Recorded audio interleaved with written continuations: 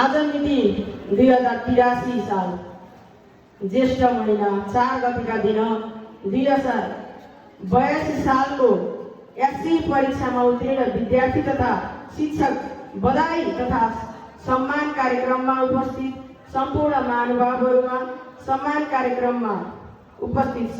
महानुभावहरूमा म दिपेन्द्र तिवारीको तर्फबाट हार्दिक नमस्कार व्यक्त गर्दछु।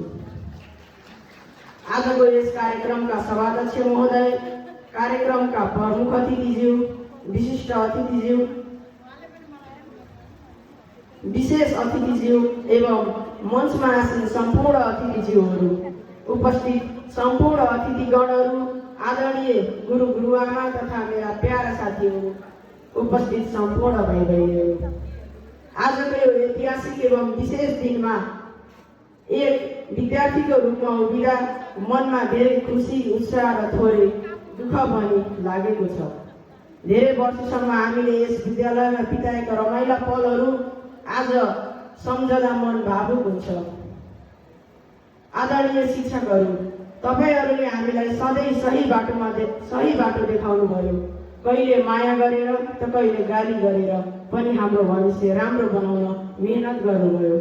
तपाईहरूको योगदान हामी जीवनभर कहिल्यै बिर्सिने छैनौँ। त्यसैगरी गुरु गुरुआमाले हामीलाई दिएको बहुमूल्य समयले नै आज हामी यहाँ पुग्न सफल भएका छौँ। साथै दिन रात नभनी अहोरात्र खटिएर दिएको सही मार्गदर्शनले नै आज हाम्रो यस स्थानमा उभिन पाएका छौँ। त्यसैगरी म यहाँसम्म आउन आधार तयार गर्ने आधारभूत तहका शिक्षक शिक्षिका पनि मनदेखि धन्यवाद दिन चाहन्छु। साथै मेरा विचारमा भन्दा पनि सत्य कुरा यो हो कि यहाँ विद्यार्थीको भन्दा गुरु गुरुआमाको मिहिनेत बढिरहेको छ। यो कुरा हजुरले विद्यार्थीलाई नै सोध्न सक्नुहुन्छ।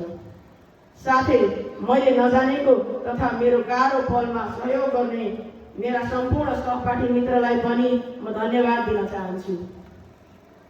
यहाँहरू समाज म के भन्न चाहन्छु भने भगवती मावि केवल एउटा विद्यालय मात्र होइन, नेपालको पहिलो बालमैत्री विद्यालय हो।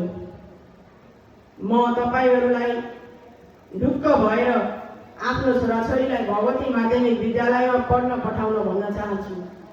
किनभने यहाँको शैक्षिक वातावरण, शिक्षक शिक्षिकाहरूको लगनशीलता, मेहनत, विद्यालयको व्यवस्थापन अत्यन्त व्यवस्थित छ। मेरो यस विद्यालयको यतिका वर्षको अनुभवले भनेको हुँ। विगतका नतिजा र आज विद्यालय यतिकै जिल्लामा नै प्रथम भएको होइन।